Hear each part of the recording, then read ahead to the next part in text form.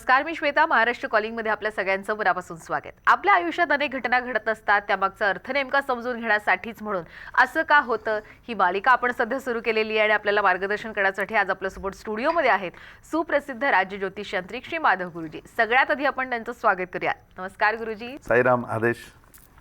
आपण या विषयावर चर्चा करणार आहोतच, पण त्याआधी गुरुजींची ओळख मी आपल्याला करून देऊ इच्छिते. श्री माधव गुरुजी यांनी शुक्राचार्य ॲस्ट्रोलॉजी सेंटर दिल्ली मार्फत त्यांनी ज्योतिषशास्त्रांचा विविध शाखांचा तब्बल 16 वर्षांचा अभ्यासक्रम पूर्ण करून राज्य ज्योतिष यांत्रिक ही पदवी संपादित केली आहे. एक गोष्ट आवर्जून नमूद करण्यासारखी आहे ती म्हणजे हा प्रदीर्घ अभ्यासक्रम पूर्ण केलेले महाराष्ट्रामध्ये फक्त 7 व्यक्ती आहेत. श्री माधव गुरुजी हे त्यापैकीच एक आहेत. श्री माधव गुरुजी हे रायगड जिल्ह्यातील असून त्यांच्या घराण्याला ज्योतिष विद्याशास्त्रांची 7 पिढ्यांची परंपरा आहे आणि श्री माधव गुरुजी हे 7वे वंशज असून हे कार्य आणि घराण्याची ज्योतिषशास्त्राची परंपरा ते खूप छान पद्धतीने पुढे चालवतात. तसंच श्री माधव गुरुजी हे कायद्याचे पदवीधर सुद्धा आहेत. प्रतिभा ॲस्ट्रोलॉजी रिसर्च सेंटर हे पनवेल आणि दादर इथं असून श्री माधव गुरुजी या दोन्ही सेंटरवर आपली सेवा पुरवत असतात. तसंच गुरुजींना भेटण्यासाठी पनवेल या सेंटरवर सोमवार, मंगळवार, शुक्रवार या दिवशी तर प्रत्येक शनिवार आणि रविवार शिवाजी पार्क दादर इथं आपण त्यांना भेटू शकता. तसंच श्री माधव गुरुजी यांचं मार्गदर्शन पुण्यामध्ये सुद्धा आपल्याला मिळणार आहे. ज्यांना कोणाला पुण्यामध्ये गुरुजींना भेटायचे त्यांनी खाली दिलेल्या क्रमांकावर संपर्क साधा. 31 मार्च, 1 एप्रिल आणि 2 एप्रिल या 3 दिवशी गुरुजी पुण्यामध्ये असतील. याशिवाय गिरनार यात्रा, दत्तपीठ, नर्मदा परिक्रमा, चारधाम यात्रा अशा धार्मिक यात्रा श्री माधव गुरुजी हे नियोजित करत असतात. तर आपण सुद्धा याचा लाभ घेऊ शकता. स्वतः श्री माधव गुरुजी यांच्यासोबत आध्यात्मिक साधनेसह तुम्ही धार्मिक यात्रा करू शकता. यासाठी सुद्धा खाली क्रमांक दिलाय, त्यावर नक्कीच संपर्क साधा. गुरुजींचं आणखीन एक वैशिष्ट्य आहे ते म्हणजे गुरुजींची राधेय फाउंडेशन नावाची बहुउद्देशीय ट्रस्ट आहे. तसंच गुरुजींचं शिक्षण क्षेत्रातही योगदान मोठं आहे. बाबा इंटरनॅशनल नावाची CBSE स्कूल ही कर्जत इथं आहे आणि गुरुजी त्याचे प्रेसिडेंट आहेत. चला तर मग चर्चेला सुरुवात करूयात. तर प्रश्नांना सुरुवात करायची. साधारणपणे बऱ्याचदा असं होतं की बुद्धिमत्ता ही उत्तम आहे, पण कुठेतरी आळस, ओव्हर कॉन्फिडन्स आणि मित्रपरिवार या सगळ्यातनंच बऱ्याचदा वेळ मिळत नाही असंही अनेकदा होतं आणि मग स्वतःची अधोगती होते, ती बऱ्याचदा अनेकांना समजत सुद्धा नाही. तर मुळात असं का होतं? कारण सांगून सुद्धा अशा व्यक्ती ऐकत नाहीत. मग उपाय पण आहे का यावर? 100% मॅडम. ही जी समस्या आहे ना, ही समस्या तुम्ही बघाल तर आता ज्या घरामध्ये साधारण 20 वर्षाच्या आतमधली मुलं आहेत त्यांच्या प्रत्येकाच्या घरामध्ये ही समस्या असेल आणि प्रत्येक म्हणजे की पालक या समस्येला पूर्णपणे फेस करत असतात. आणि याच्यामध्ये बघाल तर सेम जसं तुम्ही वर्डिंग वापरलं की मुलाची बुद्धिमत्ता खूप चांगली असते, तो हुशारसुद्धा असतो आणि 10वीपर्यंत बघाल तर त्याचे रिझल्टसुद्धा चांगले असतात, म्हणजे की त्याला अभ्यासामध्ये इंटरेस्ट आहे आणि तो खूप अभ्यास करतो. अशी ज्या मुलाबाबत प्रतिक्रिया आहे त्या मुलाच्या बाबत 12वीची प्रतिक्रिया ही होते. आता त्याचं 11वीचं वर्ष पूर्णपणे त्याच्यामध्ये निघून गेलेलं असतं. 11वीच्या वेळेला मिळालेला रिझल्ट असतो तो साधारण असा मिश्र असतो, म्हणजे की त्याला फार काही पर्सेंटेज मिळालेले नसतात पण खूप कमी पण मिळालेले नसतात. आणि जसा पण हा मुलगा 12वीला जातो त्याच्या वेळेला त्याचे पूर्णपणे रिझल्ट पण बदलून जातात आणि त्याची वागणूक पूर्णपणे बदलते. आणि मग तो इतका आळशी की तो अजिबात उठत नाही. म्हणजे त्याला उठवलं तर तो उठणार नाही, तर 12 वाजेपर्यंत तो अंथरुणातच असतो. त्याच्यानंतर मग दुसरं की प्रचंड ओव्हर कॉन्फिडन्स. त्याला काही सांगितलं तर तुला काय कळतं आहे, याला काय कळतं आहे, हो त्यांना माहिती मोठी किती अक्कल आहे, असं तो प्रत्येक गोष्टीमध्ये टाळतो म्हणजे आणि कुणाचंच म्हणणं ऐकत नाही. आणि तिसरी महत्त्वाची गोष्ट म्हणजे की त्याचं फ्रेंड सर्कल, की तो ऑलवेज त्याच्या मित्रांमध्येच असतो, म्हणजे की मित्रांमधून तो बाहेरच निघत नाही. सुरुवातीला पालक सांगतात की अरे बाबा घरी आहे घरी आहे घरी आहे, नंतर तेही कंटाळतात. नंतर सांगतात तू लॅचची चावी घेऊन जा, तुला पाहिजे त्यावेळेला ये. आणि मग सगळे परिश्रम ज्यावेळेला म्हणजे की भारतात त्याच्यापुढे की तो सांगितलेला ऐकतच नाही, त्यावेळेला या समस्यांची पूर्णपणे बॅकग्राऊंड रेडी होते. आता याच्यामध्ये ना एक्झॅक्टली ऑब्झर्व हे करायला पाहिजे की बघा, हा मुलगा ज्या वेळेला 17 वर्षाचा होता म्हणजे 16 वर्षाचा होता त्याच्या वेळेला ह्या सगळ्या गोष्टी तो ऐकत होता आणि त्याच्या बाबतीमध्ये पूर्णपणे रिझल्ट होते. पण जेव्हा 16वं वर्ष संपतं आणि त्याला 17वं चालू होतं त्याच्या वेळेला त्याच्या जन्मस्थितीपासून 16 वर्ष उलटल्यानंतर महादशा पण संपलेली असते आणि मग दुसरी महादशा चालू होते. ही महादशा जनरली म्हणजे की अशी कंप्लेंट ज्या बाबतीमध्ये येते त्याच्यामध्ये महादशा एक तर शनीची चालू होते, नाहीतर राहूची महादशा चालू होते, नाहीतर केतूची महादशा चालू होते. आणि अनुक्रमे यांच्या पत्रिकेमध्ये बघाल तर 3य स्थान, 5म स्थान आणि त्याच्यानंतर लाभस्थान म्हणजे 11वं स्थान. याच्यामध्ये अनुक्रमे म्हणजे की शनी महाराज, केतू, त्याच्यानंतर मग म्हणजे की त्याच्यामध्ये या ग्रहांची रचना पूर्णपणे झालेली असते की शनी, केतू किंवा राहू या 3 स्थानांमध्ये कुठेतरी असतो. आणि मग तो असल्यानंतर ही महादशा ज्यावेळेला सुरू होते त्यावेळेला हे रिझल्ट चालू होतात की एक तर तो प्रचंड आळशी बनतो, ओव्हर कॉन्फिडन्स त्याच्यामध्ये येतो आणि मग त्याच्यानंतर तिसरं याच्यामध्ये काय लक्षण येतं तर तिसरं तो ऐकत नाही कुठल्याही परिस्थितीमध्ये आणि तो त्याच्या मित्रांमध्येच असतो. म्हणजे संगत कधी कधी घात करते आणि मॅक्झिमम टाईम घातच करते. आणि मग इथपर्यंत सगळ्या कंप्लेंट ओके आहेत, म्हणजे पण याच्या पुढच्याही कंप्लेंट असतात म्हणजे की ते येतात त्यावेळेला आम्ही सांगतो की तुम्ही खूप वेळेवर भविष्य बघायला आलेत. पुढे जाऊन असंही तुम्हाला ऑब्झर्व येईल की याच्या कॉलेजमधनं तुम्हाला बोलवणं येईल आणि सांगेल की आम्ही याला रिस्ट्रिकेट करतो आहे किंवा कॉलेजमधनं काढून टाकतो, इथपर्यंत होऊ शकतं. याच्यावरती पोलीस गुन्हा पण दाखल होऊ शकतो, म्हणजे पोलीस स्टेशनची पायरीसुद्धा तुम्हाला चढायला लागू शकते. मग पालक आणखीन म्हणजे की घाबरतात, भयभीत होतात की बापरे असे काय योग आहेत त्याच्यामध्ये, म्हणजे की इतकी त्याची पत्रिका खराब आहे का.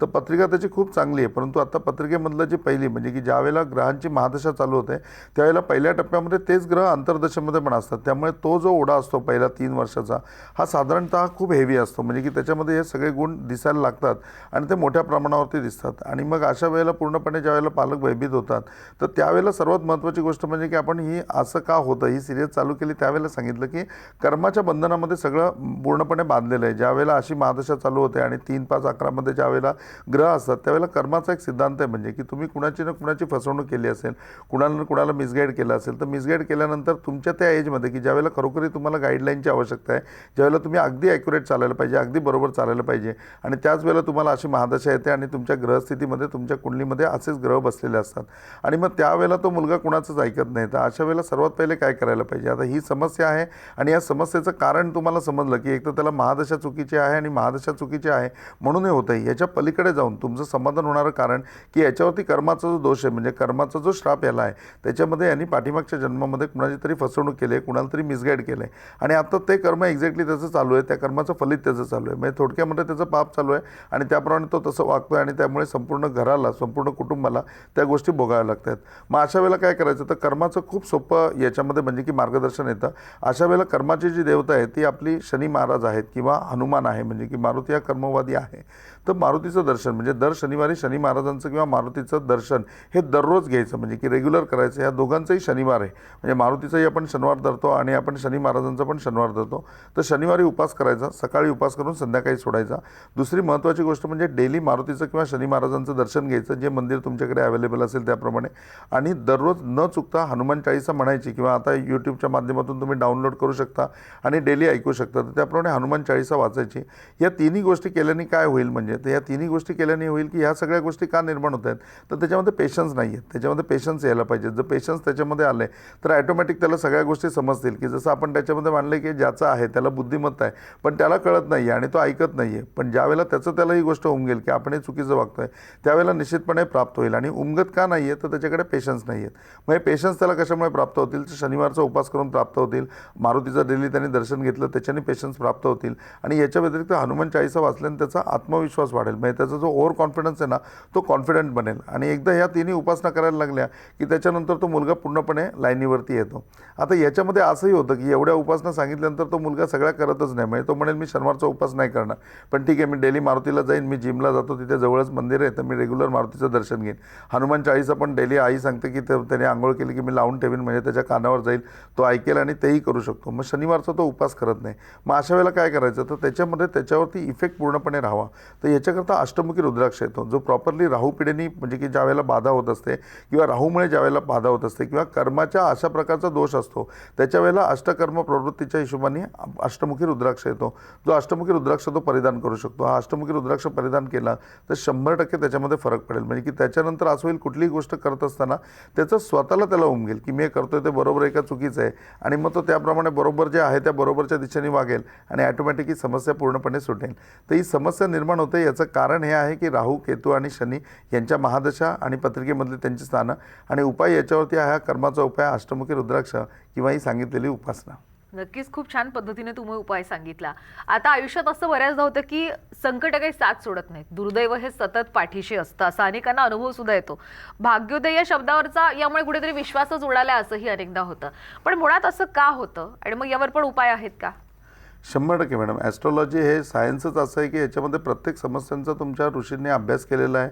अभ्यास करून 5000 वर्षापूर्वी लिहून ठेवलेलं आहे. म्हणजे माझी या कार्यक्रमाच्या माध्यमातून आपल्याला सगळ्यांना विनंती आहे की तुम्ही या शास्त्राकडे ना दुर्लक्ष करू नका. तुमच्याबद्दल 5000 वर्षापूर्वी कोणीतरी काही लिहून ठेवलं आहे, म्हणजे तुम्ही ॲटलिस्ट येऊन एकदा ओपिनियन तर घ्या की त्यांनी तुमच्याबद्दल काय लिहिलं आहे, ते वाचून घ्या. तसं वागा असं माझा मुळीच दावा नाही, पण समजून तर घ्या. कदाचित त्याच्यामध्ये खूप साऱ्या गोष्टी तुम्हाला पटतील आणि त्याप्रमाणे थोडंसं जरी तुमच्या जीवनामध्ये तुम्ही परिवर्तन आणलं तरी तुमच्या आयुष्याचा उद्देश तुम्हाला कळेल आणि तुम्ही सगळ्यांना हवेसे वाटाल, किंबहुना तुम्हाला सक्सेस पूर्णपणे मिळेल. आपल्या सगळ्यांच्या जीवनामध्ये सर्वात मोठी गोष्ट आहे ती म्हणजे वेळ खूप अमूल्य आहे आणि हा अमूल्य वेळ जर आपला वाया गेला ना तर तो आयुष्यामध्ये परत भेटणार नाही. म्हणजे तुम्ही आजचे उद्या सुधारले म्हणजे की आपल्याकडे एक म्हण येते की जब जागो तब सबेरा. तर जब जागो तब सबेरा होईल, पण त्याच्या अगोदरचा जो वेळ गेला असेल ना तो वेळ पुन्हा आयुष्यात मिळणार नाही. त्याच्यामुळे एकदा ओपिनियन घ्या, ओपिनियन घेऊन स्वतःबद्दल माहिती करून घ्या. एकदा स्वतःबद्दल माहिती झाली की निश्चितपणे या गोष्टीचा तुम्हाला लाभ होईल. म्हणजे आता याच्याप्रमाणे ज्यावेळेला आपण एपिसोड करतो, आता आपण चिन्हांचे ज्यावेळेला एपिसोड केले आणि त्याच्यामुळे भाग्योदय ज्यावेळेला आपण सांगितलं त्यावेळेला खूप साऱ्या लोकांनी प्रश्न विचारले, आमच्या जीवनामध्ये इतक्या समस्या आहेत ना की आता भाग्योदय या शब्दावरचा आमचा विश्वासच उडाला आहे की आमचंही काहीतरी भाग्योदय होऊ शकतो किंवा भाग्योदयाचं आमचं काही वर्ष असू शकतं आणि भाग्योदयाचा आम्ही दिवस तो बघू शकतो की तो आमच्या आयुष्यामध्ये उदय होणार आहे. या गोष्टीवरचा आता विश्वास संपला आहे. मग समस्या तरी काय आहेत? तर समस्या इतक्या गंभीर असतात त्याच्यामध्ये की ज्या समस्यांचा तुम्ही विचारच करू शकत नाही. म्हणजे एक समस्या संपत नाही तर तेव्हा संपते जेव्हा दुसरी समस्या चालू होते, दुसरी तेव्हा संपते जेव्हा तिसरी चालू होते. म्हणजे घरामध्ये लाईनीमध्ये आजारपण चालू झालं की घरामध्ये आजारपणच चालू आहे. दुसरं काय तर की घरावर डायरेक्ट झाडच पडलं. मग झाड पडलं घरावरती तर मग त्याच्याने संपूर्ण घरच डिस्टर्ब झालं की बाबा घर आता राहायला कुठे जायचं, काय जायचं, हा सगळा प्रश्न. त्याच्यानंतर तिसरं असं असतं की ॲट ए टाईम म्हणजे की घरामधल्या सगळ्या लोकांचा जॉब निघून गेला की घरामध्ये आर्थिक टंचण आहे की सगळेजण कमवते होते आणि आता कोणीही घरामध्ये कमवतं नाही. चौथी गोष्ट अशी होते की एखाद्या गोष्टीमध्ये म्हणजे नवीन घर घेण्याकरता पैसे भरले, जे काही सेव्हिंग होती किंवा जे काही त्याच्याकडे मागून सहकार्य करणं होतं ते सगळे पैसे उचलले, ते सगळे भरलेत आणि आता ती प्रॉपर्टी नावावर होत नाही, त्याच्यामध्ये फसगत झालेली आहे आणि ते पैसे मिळत नाही आणि मग त्याच्यामध्ये संपूर्ण फॅमिली ट्रबलमध्ये येते आणि मग ते पैसे फेडण्याकरता आणखीन कर्ज घ्यावं लागतं. मग ते कर्ज फेडण्याकरता आणखीन कर्ज घ्यावं लागतं. अशा समस्या त्याच्यामध्ये म्हणजे की निर्माण होतात आणि घरामधल्या कुठल्याही माणसाला किती प्रयत्न केले तरी त्याच्यानंतर नोकरी लागत नाही. मग अशा सगळ्या याच्यामध्ये जो फिनान्शियल क्रंच त्याला आपण म्हणतो किंवा आर्थिक जी पूर्णपणे त्यांची घडी विस्कटते, त्याच्या वेळेला प्रत्येकाचं असं म्हणणं पडतं की अरे इतकी संकटं पाठीमागे आहेत की त्याच्याने मी काय करू. ॲस्ट्रॉलॉजीमध्ये ज्यावेळेला अशा प्रकारचं सगळं कर्म चालू असतं त्याच्या वेळेला त्याला अष्टकात लागलं आहे असं म्हणतात. म्हणजे जसं आपण म्हणतो की माझ्या पाठीमागे काय शुक्लकाष्ट लागलं आहे, तर शुक्लकाष्ट शब्द आहे तो ॲस्ट्रॉलॉजीमध्ये अष्टक म्हणून आहे की तुमच्या पाठीमागे अष्टक लागलेलं असतं आणि हे अष्टक इतकं भयानक असतं की त्या अष्टकामध्ये तुम्ही अक्षरशः कुठलीही गोष्ट करा त्या सगळ्या गोष्टीचं काहीही होत नाही, म्हणजे की त्याच्यातून निष्पन्न काही होत नाही. पण अशा परिस्थितीमध्ये सर्वात पहिले तुम्ही ॲस्ट्रॉलॉजीमध्ये यायला पाहिजे आणि तुमच्या मागे अष्टक तर नाही ना किंवा तुमच्या पाठीमागे छोटी पनवती तर नाही ना, तुम्हाला 7.5 तर लागली नाही ना किंवा बाह्य बाधा तर नाही ना. किंबहुना कित्येक वेळेला असं होतं की एखादा वास्तुदोषसुद्धा आपल्याला लागतो की या सगळ्या गडबडीमध्ये आपण वास्तू बदललेली असते आणि जी वास्तू आहे त्या वास्तूमधनं आपल्याला त्रास होत असतो. मग अशा प्रकारे ज्या वेळेला तुम्ही त्रास सहन करताय त्याच्या वेळेला तुम्ही ॲस्ट्रॉलॉजीमध्ये यायला पाहिजे. ह्यावेळेला जर तुमच्या पाठीमागे अष्टक असेल तर अष्टकावरती शिवशक्ती म्हणून एक खूप प्रभावी यंत्र येतं, जे शिवशक्ती यंत्र तुम्ही घरामध्ये पूजनामध्ये ठेवू शकता. हे पूर्णपणे फॅमिली करता येतं आणि या म्हणजे की पूर्णपणे यंत्राची इतकी ख्याती आहे की हे 100% तुमचे अष्टकयोग संपवतं. हे यंत्र ज्यावेळेला तुम्ही घरी प्रस्थापित करता ते यंत्राची साधना करायला सुरुवात करता, निश्चितपणे यंत्र लावल्यामुळे खूप कमी वेळामध्ये या सगळ्या समस्यांचं एक समाधान तुम्हाला मिळतं. तुम्ही सगळे एम्प्लॉई होता, तुमच्या घरामधलं आजारपण संपतं, तुमच्या आयुष्यामध्ये एक एक आनंदाचे क्षण येतात. आणखीन या विषयावर चर्चा करणार आहोत पण वेळ झाली का छोट्याशा ब्रेकची. आपण कुठे जाऊ नका, पाहत राहा महाराष्ट्र कॉलिंग.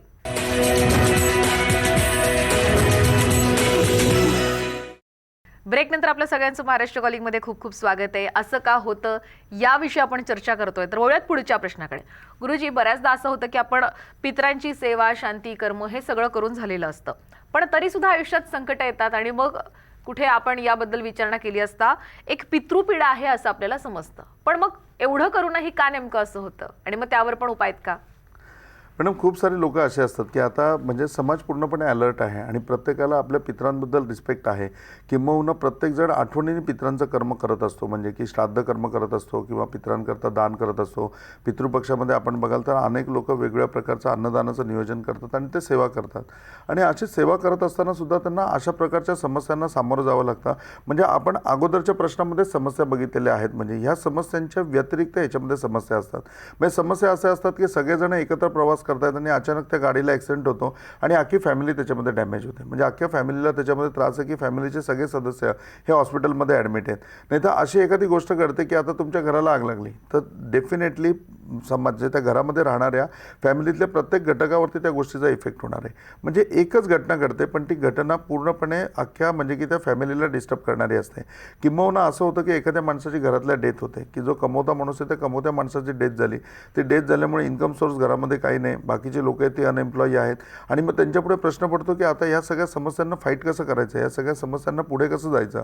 किंबहुना त्यांचा आत्मविश्वास इतका संपलेला असतो की आता आपण जगू तरी शकतो का, इथपर्यंत त्यांच्या मनामध्ये शंका निर्माण होते. का तर घरामधला कर्ता पुरुषच निघून गेला आहे आणि पुढच्या 5 वर्षामध्ये 7 वर्षामध्ये घरामध्ये कोणी कमवत होईल याची गॅरंटी नाही आहे.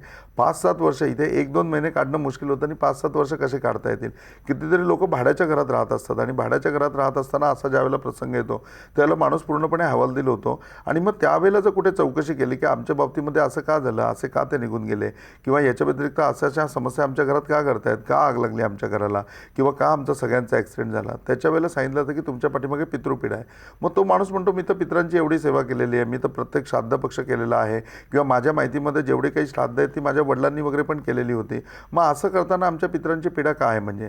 तर याच्यामध्ये सर्वात महत्त्वाची गोष्ट आहे की पितृंची पीडा म्हणजे की तुम्ही एखादी पितृशांती केली किंवा तुम्ही श्राद्ध केलं, याच्यामुळे जे पितृ तुम्हाला माहिती आहेत तिथपर्यंत तुमची शांती आणि तिथलं कर्म सगळं पोचलं.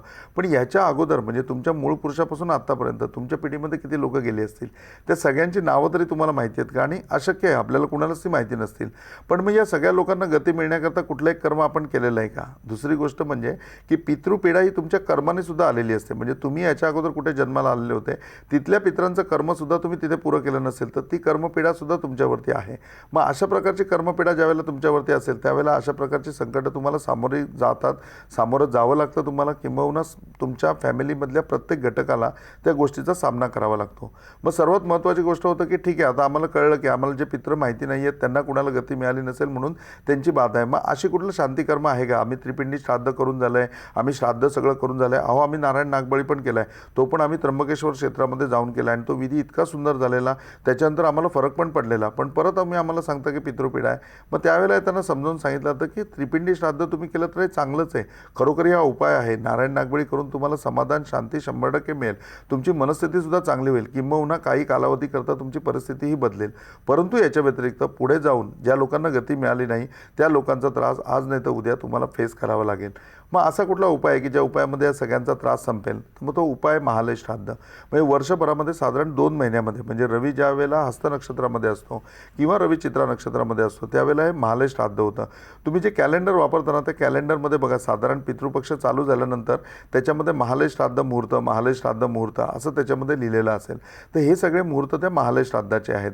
हे महालय श्राद्ध पूर्णपणे विधिवत तुम्ही केल्यानंतर तुमच्या कुळामध्ये पूर्णपणे जेवढे काही पितृ गेलेले आहेत ते सगळ्या पितरांना गती मिळते.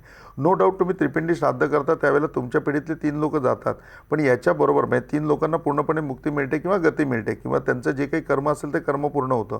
पण हे फक्त तुमच्या वडिलांच्या बाबतीमध्ये. तुमच्या आईच्या पिढीमधल्या लोकांचं काय, त्यांचं श्राद्ध कोणी करायचं त्यांचीही तुमच्याकडनं अपेक्षा असेल. तुमचा मामासुद्धा तुमच्या जवळचा असेल, तुमच्या आईचे आईवडीलसुद्धा तुमचे आजी आजोबा होते, मग त्यांच्याकरता कुठे आपण काय कर्म केलं आहे. मग पितृपीडा तीही असू शकते. महालय हे एकमेव असं श्राद्ध येतं की ज्या श्राद्धामध्ये तुमच्या आईकडच्या सगळ्या लोकांचंही तुम्हाला श्राद्ध करता येतं, वडिलांकडच्याही सगळ्या लोकांचं श्राद्ध करता येतं. हे श्राद्ध तुमच्या मूळ पुरुषापर्यंत पोचतं. म्हणजे तुमच्या मूळ पुरुषापासून आत्तापर्यंत ज्या लोकांना गती मिळाली नसेल त्या सगळ्या लोकांना याच्यामध्ये पूर्णपणे गती मिळते आणि खरोखरी याचे रिझल्ट खूप चांगल्या प्रकारे मिळतात. म्हणजे याच्यावरती अगदी खूप चांगला अभ्यास आपण केला आहे का तर याची सगळी पूर्णपणे म्हणजे की ज्याबाबत करायची प्रोसिजर ही मार्कंडेय संहितामध्ये येते आणि मार्कंडेय संहितेचा इतका चांगला अभ्यास प्रतिभा ॲस्ट्रॉलॉजीमध्ये करतो किंवा आमचे सर्वात आवडते ऋषी आहेत ते मार्कंडेय आहेत. तर त्या संहितेचा पूर्णपणे व्यवस्थित अभ्यास केल्यामुळे महालय श्राद्ध हा विषय आपल्याकडे खूप चांगल्या प्रकारे केला जातो, आपल्याकडे पूर्णपणे संपन्न केला जातो. गुरुजी अनेकदा असं होतं की सांगून समजून समस्येवर उपाय समाधान मिळून त्याची अंमलबजावणी म्हणजे पैसा असताना सुद्धा होत नाही. असं नेमकं का होतं, काय यामागे नेमकं कारण आहे?